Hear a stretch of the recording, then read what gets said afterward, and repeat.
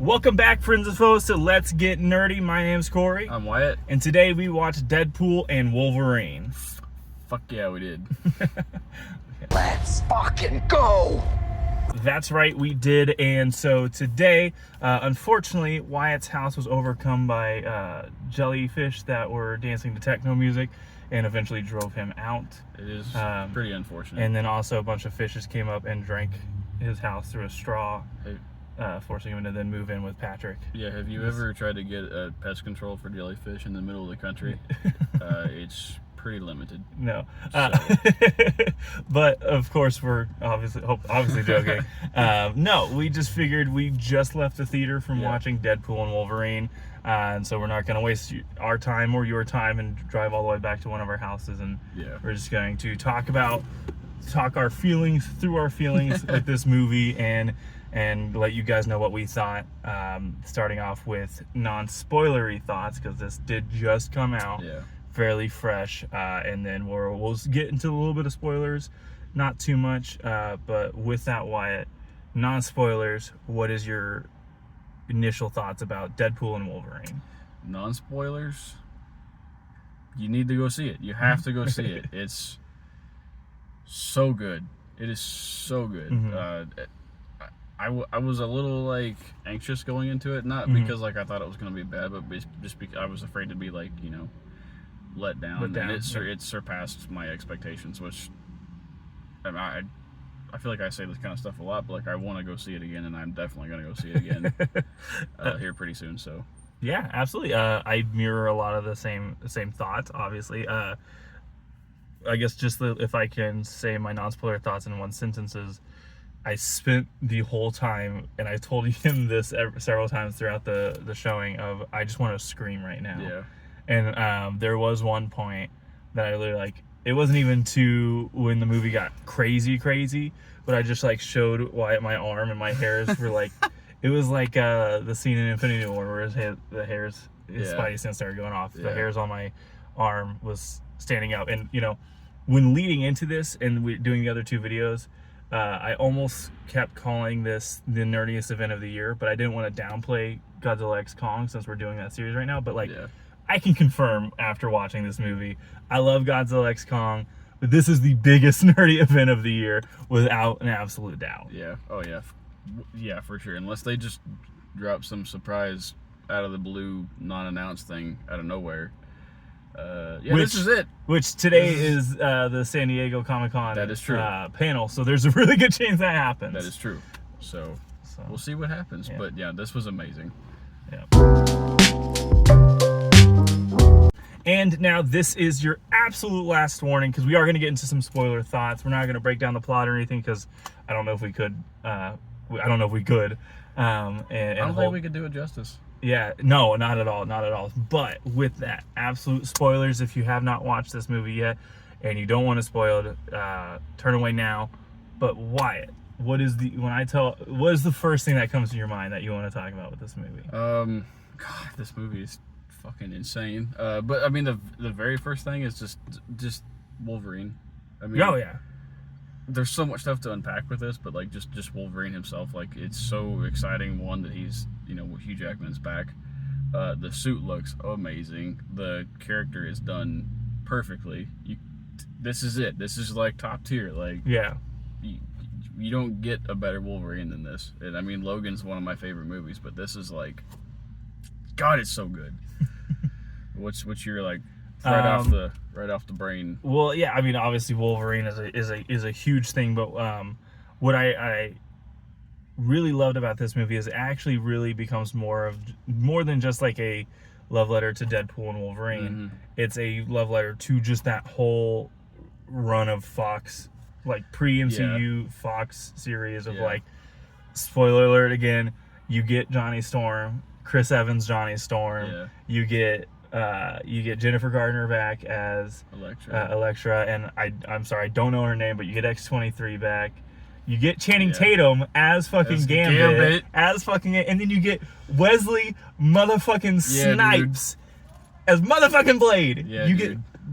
I want to make sure there's somebody in the parking lot who can hear me. That's good. I just thought about that too. Someone yelling back there. But fucking, you get Wesley Snipes as Blade, and it's like this dude never went to prison and never took missed a step.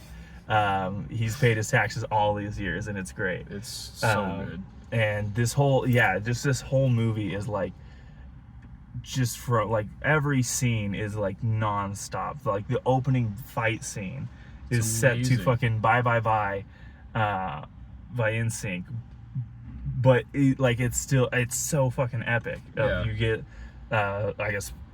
you get Wade digging up Wolverine's dead skeleton, and they confirmed that the Logan that died in Logan is dead.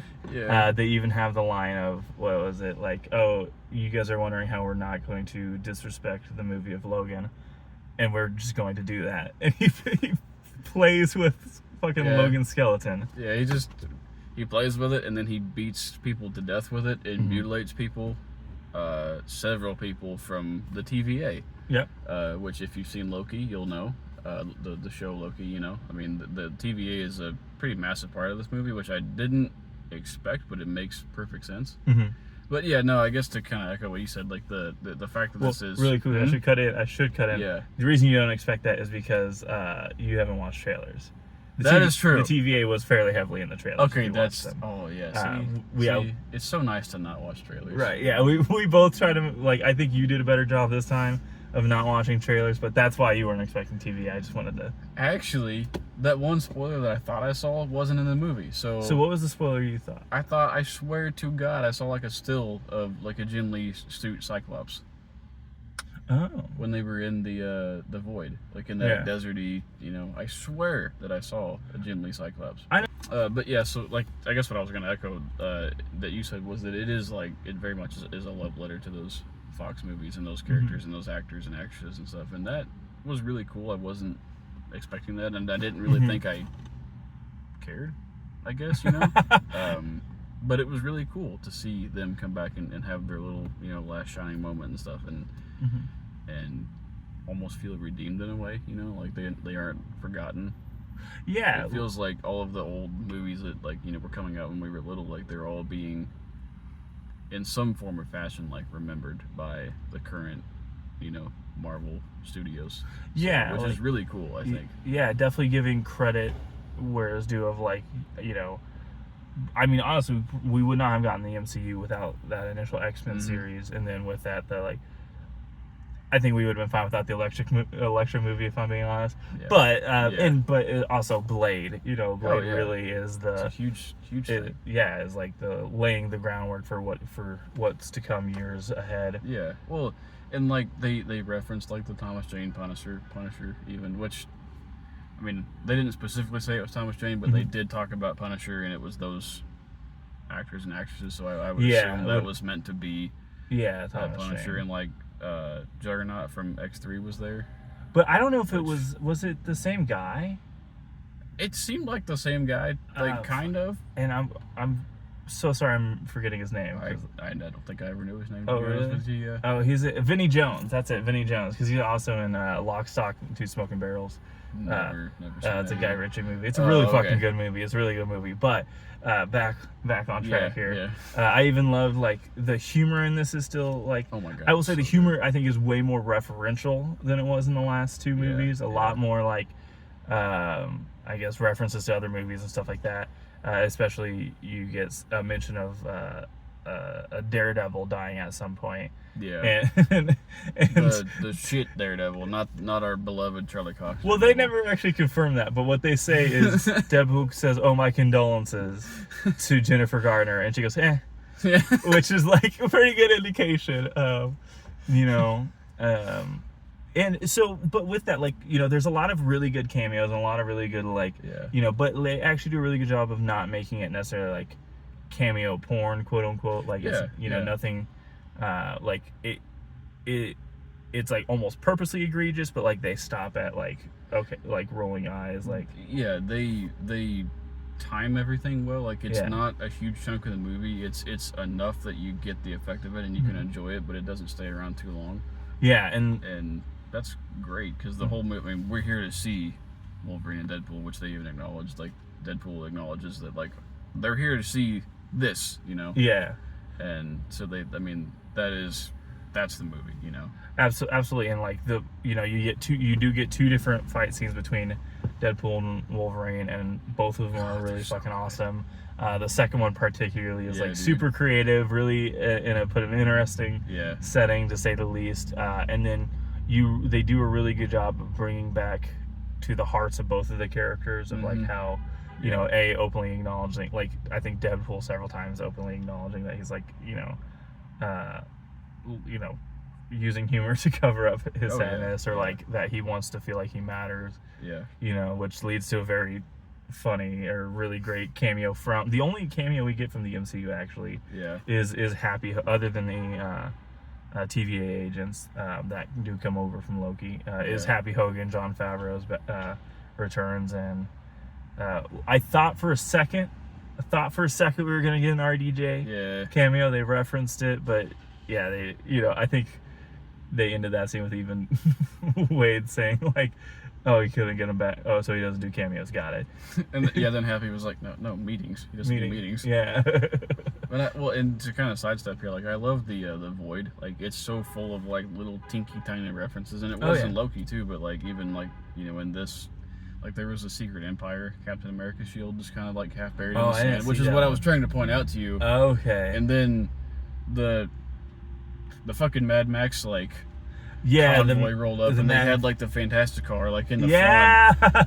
But next to the Secret Empire shield, there was a Thor helmet, laid over in the sand and stuff. Yeah, I didn't even. And like I will say this, in terms of like, I feel like if you go back to WandaVision and Loki, as good as both of those series are, I think both of them did a lot of like teasing of who could show up, but not necessarily following through. Like with the WandaVision, you had like the Quicksilver show up, and it's Ralph Boner, or you kind of tease that like, there was a tease of Mr.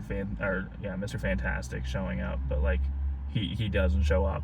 I think the only movie I think we compare this to the MCU is like Multiverse of Madness, the Doctor Strange movie. But this one I think has a better narrative through line, because it still returns to the Deadpool and the Wolverine, like the emotional core of the stories. For primarily like Wolverine, it turns out he is quote unquote the worst of the Wolverines, because you get a really cool creative montage of him going to other different Wolverines universes. You get the classic brown and orange suit. You get the fucking Wolverine versus the Hulk. Wolverine. You get the Days of Future Past, and then I think you get the Age of Apocalypse. You do. You get Age of Apocalypse, and he's fucking brutal. And then you get Patch. Yeah, you get Patch. Yeah, which was really cool. Really cool. At a poker table, just classic Patch and like the white, suit jacket and stuff. How fucking cool if we had gotten Joe Fix. Oh my god, that would have been nuts. But it's fine, we didn't. So it's okay. And then you get comic accurate Wolverine, who's like 5'3". So tiny. And even then, when you get introduced to the Wolverine, who ends up being the Wolverine we're sticking with for the movie, it's still a reference to a different Wolverine. It's the same shot for the video game trailer for the video game that has the Insomniac game that's going to come out sooner. Oh, we got Old Man Logan too. We also got Old Man Logan. That was cool. Like proper old man Logan too. Hat and coat. So that was really, really cool. But then you find out this Wolverine, to kind of truncate his story.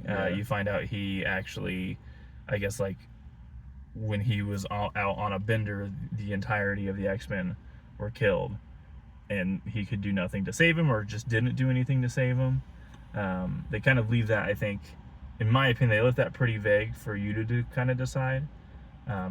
You may have a different interpretation. Well, I thought it was that he said that I was out, drinking and stuff, and then when I came back, I found them and they were all dead. So he didn't really have a chance to do anything, unless he had just decided to not go on his, bender, which, is definitely one of the. Another shout out I do want to give is in terms of the villain. is we get the on-screen debut of Cassandra Nova. I keep wanting to say Cassandra Cain because of Batman, but Cassandra Nova, who is one of the I think most iconic motherfucker, one of the most iconic villain. X-Men villains of the last like 20 or 25 years or so from the new X-Men run by Grant Morrison. And I think they used her really terrifically, of like very kind of terrifying. Yeah. The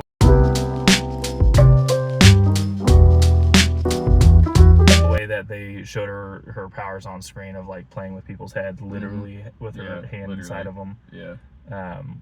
And yeah, she like, I think pitch perfect for interpretation of that character. I thought it was really strong.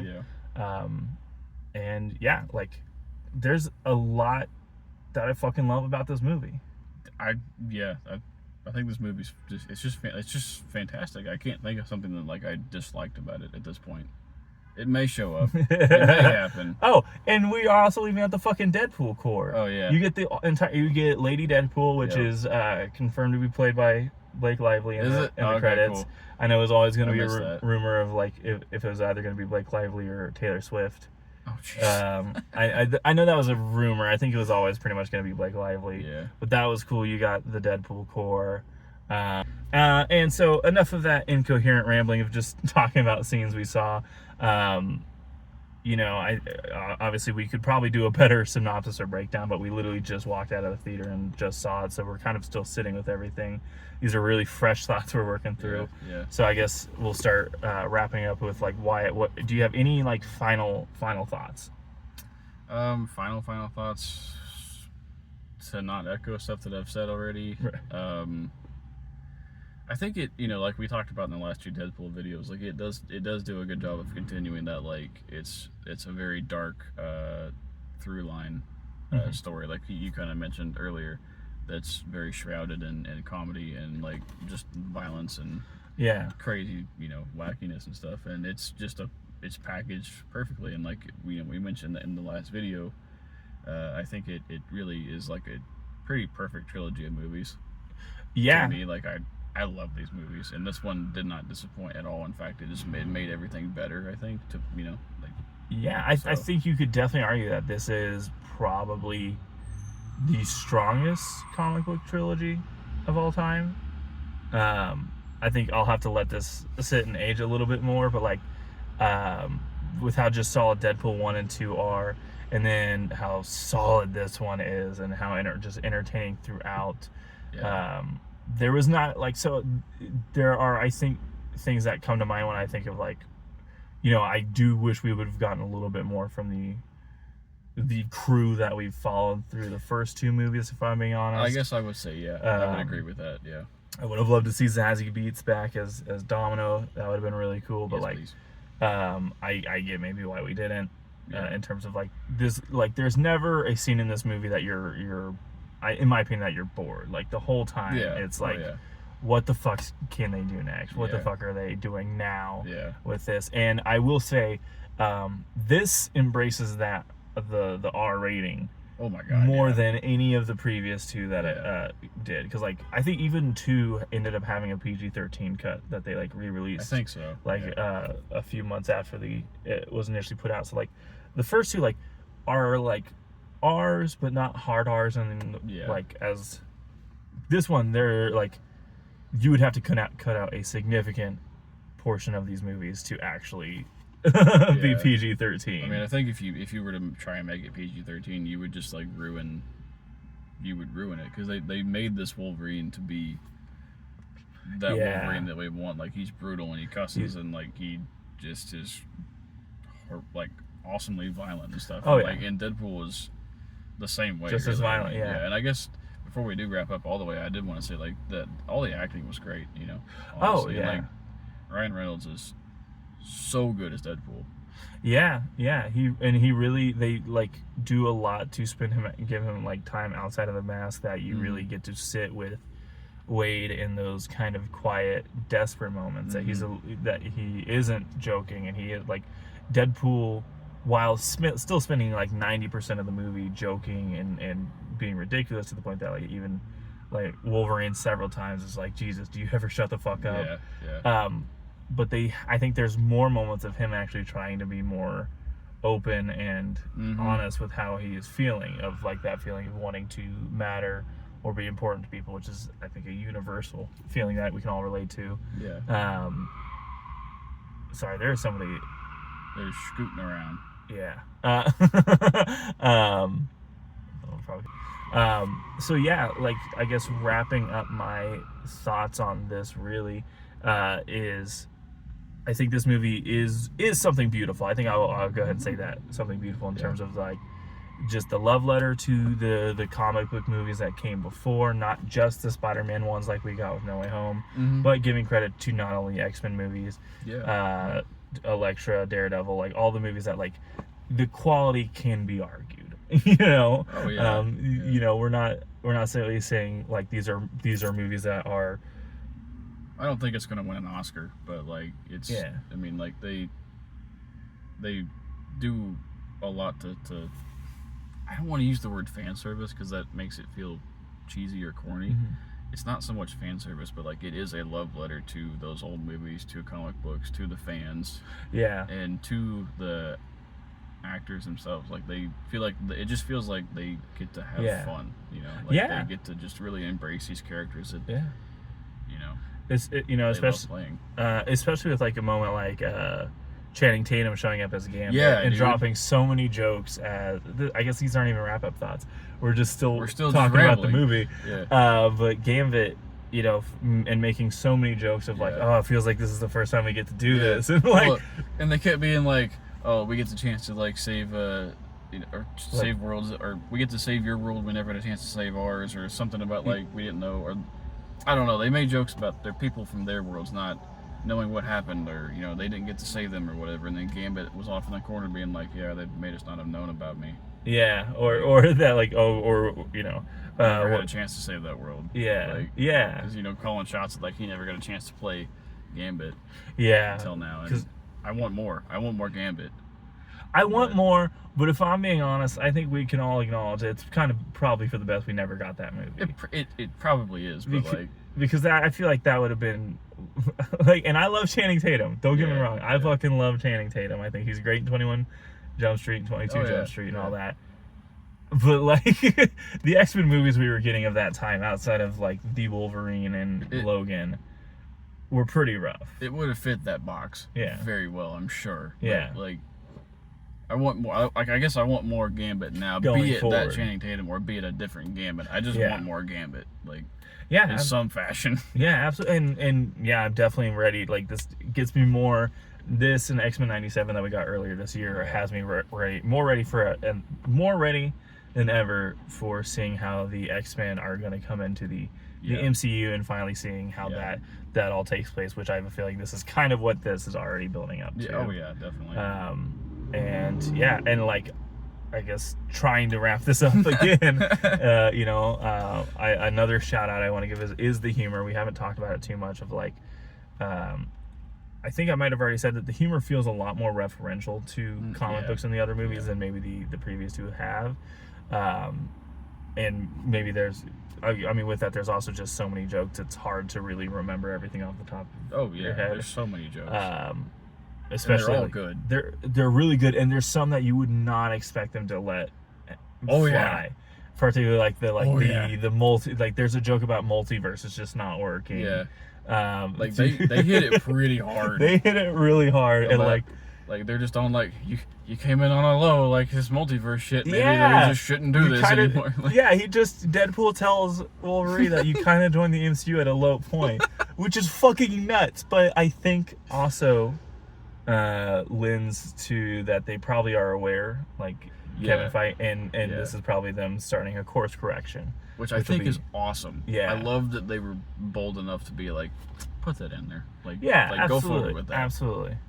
And again, we kind of got started on rambling again. I apologize, but we are wrapping it up now.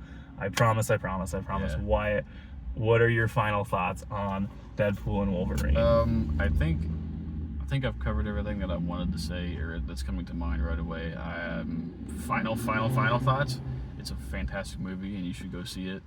a couple times probably because it's worth it. Yeah, I love it. I love it so much. I love it more than I thought I was going to.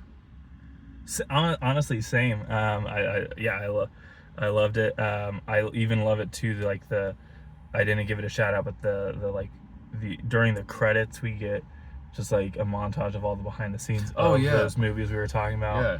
And like that made me almost cry. Yeah, dude, me too. It was set to "Time of Your Life" by Green Day, which is like you can set that song to anything and it would be the saddest thing you watch. Yeah.